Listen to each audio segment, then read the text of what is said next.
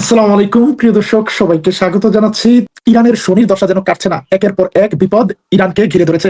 এর মধ্যে নতুন বিপদ হয়েছে ইরানের রাজধানী তেহরানে একটি বিশাল সুপার মার্কেটে ভয়াবহ অগ্নিকাণ্ডের ঘটনা ঘটেছে। সেই আগুনের ঘটনার কারণ কি এখন পর্যন্ত জানা না গেলেও প্রচন্ড আগুনের ধোঁয়ায় অন্ধকার হয়ে গিয়েছে তেহরানের পশ্চিমাংশ। ইরানের রাজধানী তেহরানের জান্নাত মার্কেটের এই আগুন দেখা যাচ্ছে অনেক দূর থেকে। আগুনের লেলিহান শিখা দেখে মনে হচ্ছে যে এখানে বড় ধরনের কোনো হামলা হয়েছে, অথচ এই আগুন একটি বিদ্যুৎ মনে হচ্ছে।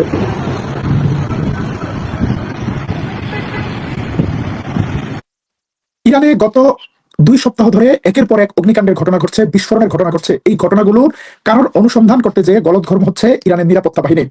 এই ঘটনাগুলো কি শুধুই দুর্ঘটনা, নাকি এর পেছনে মুসাদ এজেন্ট বা অন্য কারো নাশকতার হাত রয়েছে, সেই বিষয়টি স্পষ্ট করেনি ইরানের নিরাপত্তা বাহিনী। আজকের জান্নাত মার্কেটের আগুন ভয়াবহ আতঙ্ক ছড়িয়ে দেয় ইরানের রাজধানী তেহরানে। আমরা গত 12 দিনের যুদ্ধে দেখেছি ইরান বহিঃশত্রুর দ্বারা যতটা না ক্ষতিগ্রস্ত হয়েছে, ভেতরে থাকা এজেন্টদের দ্বারা তার চেয়ে বেশি ক্ষতিগ্রস্ত হয়েছে। এই ধরনের অগ্নিকাণ্ডগুলো ঘটছে গত 2 সপ্তাহ ধরে ইরানের রাজধানী তেহরান থেকে শুরু করে ইস্পাহান, তাবরিজ, বিভিন্ন শহরে। ইরানের নিরাপত্তা বাহিনী, ফায়ার ফাইটার, তারা ফায়ার সার্ভিস চেষ্টা করে যাচ্ছে অগ্নিকাণ্ড নেভানোর জন্য, তবে শেষ সংবাদ পাওয়া পর্যন্ত এখনো আগুন নেভানো যায়নি।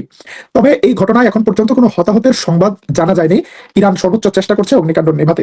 এদিকে ইরানের সাথে মার্কিন যুক্তরাষ্ট্রের থমথমে অবস্থার মধ্যেও আলোচনার একটি কথা চলছিল। এর মধ্যে ইরানের প্রায় 10 জন সামরিক কর্মকর্তার উপর নতুন করে অবরোধ আরোপ করলো মার্কিন যুক্তরাষ্ট্র।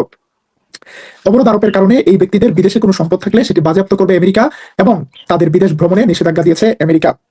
যখন তুরস্কের মধ্যস্থতায় ইরানের সাথে একটি আলোচনার কথা চলছে, তখন আমেরিকার কাছ থেকে সবাই প্রত্যাশা করেছিল এমন কিছু উদ্যোগ যাতে উভয় পক্ষের বরফ গলবে। কিন্তু আমেরিকার কর্মকাণ্ড হচ্ছে পরিপূর্ণ উল্টো। ইরানের বিরুদ্ধে আরো কঠিন অবরোধ আরোপ করতে যাচ্ছে আমেরিকা। এদিকে যেই আলোচনা অনুষ্ঠানের কথা রয়েছে, সেই আলোচনার ব্যাপারে ইরানের প্রেসিডেন্ট মাসুদ পেজেশকিয়ান বলেছেন, কিছু শর্ত সাপেক্ষে আমরা আমেরিকার সাথে আলোচনার ব্যাপারে নমনীয়তা দেখিয়েছি। আলোচনায় ইরানের পারমাণবিক কর্মসূচি থাকতে পারে। নিউ ইয়র্ক টাইমস ইঙ্গিত দিয়েছে ইরান পারমাণবিক কর্মসূচি স্থগিত অথবা বন্ধ করতে পারে, তাদের দেশে যুদ্ধ হবে না এই শর্তে, এবং তাদের কয়েক বিলিয়ন ডলার ছাড় করবে আমেরিকা এই শর্তে।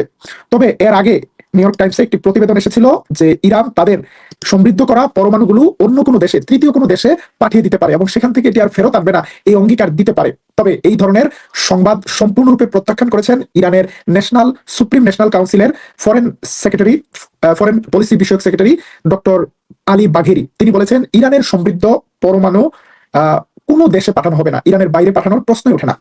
অন্যদিকে বাঘেরি বলেছেন আলোচনা হবে শুধুমাত্র পরমাণু কর্মসূচি নিয়ে, ইরানের মিসাইল ডিফেন্স সিস্টেম নিয়ে কোনো ধরনের আলোচনা হবে না, আলোচনার ইস্যুতেও মিসাইল ডিফেন্স তোলা যাবে না। প্রিয় দর্শক, আজকে আমরা গুরুত্বপূর্ণ সংবাদ দেব গাজা থেকে। গাজায় গতকাল আল মুসাইরিয়া ক্যাম্পে একটি জানাজা অনুষ্ঠানের সময় সেখানে ইসরায়েলি বিমান হামলা চালানো হয়। সেই বিমান হামলায় বেশ কয়েকজন ফিলিস্তিনি নিহত হয়েছেন।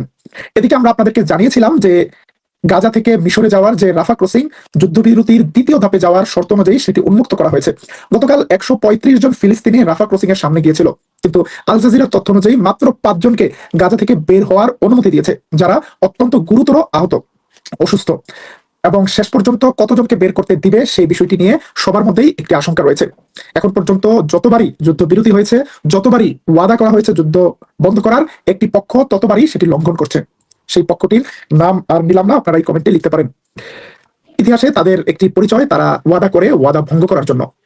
ফিলিস্তিনের ডক্টররা বলছে প্রায় 20,000 ফিলিস্তিনি রয়েছে, গাজাবাসী রয়েছে, যাদের জরুরি মেডিকেল ট্রিটমেন্ট দরকার, যাদেরকে দ্রুত গাজা থেকে বের করে উন্নত চিকিৎসার জন্য অন্য দেশে স্থানান্তর করতে হবে। কিন্তু মাত্র 150 জন করে ফিলিস্তিনিকে বের করলে 1000 ফিলিস্তিনি বের করতে 1 সপ্তাহ লেগে যাবে। সেখানে অসংখ্য ফিলিস্তিনিরা প্রচন্ড কষ্টে রয়েছে। এদিকে 150 জনের কথা বলেও মাত্র 5 জনকে বের করতে দিয়েছে ফিলিস্তিনের সাথে বৈরী এই দেশটি। প্রিয় দর্শক, আমরা নজর রাখছি ইরানের ঘটনার দিকে, আমরা নজর রাখছি সিরিয়া এবং ফিলিস্তিনের ঘটনার দিকে। সিরিয়ার হাসাকা এবং কোবানি এলাকায় সিরিয়ার পুলিশ বাহিনী প্রবেশ করলেও তাদের কাছে অস্ত্র হস্তান্তর করেনি এসডিএফ বাহিনী। যে চুক্তি ছিল, চুক্তি অনুযায়ী এসডিএফ বাহিনী তাদের ভারী এবং মধ্যম মানের অস্ত্রগুলো হস্তান্তর করার কথা ছিল সিরিয়ার সেনাবাহিনীর কাছে, কিন্তু তারা অস্ত্র হস্তান্তরে গড়িমসি চালাচ্ছে। সোজা আঙ্গুলে ঘি উঠবে বলে মনে হচ্ছে না। দেখা যাক শেষ পর্যন্ত পরিস্থিতি কোন দিকে যায়, আমরা আপনাদেরকে সেই বিষয়ে আপডেট জানাবো।